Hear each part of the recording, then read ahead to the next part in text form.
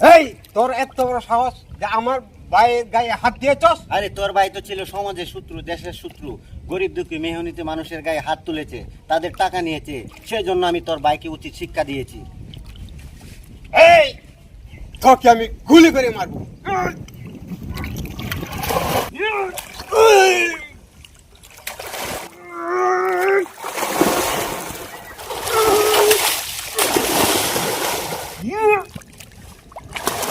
তুই আমার ভাই কি পেলে?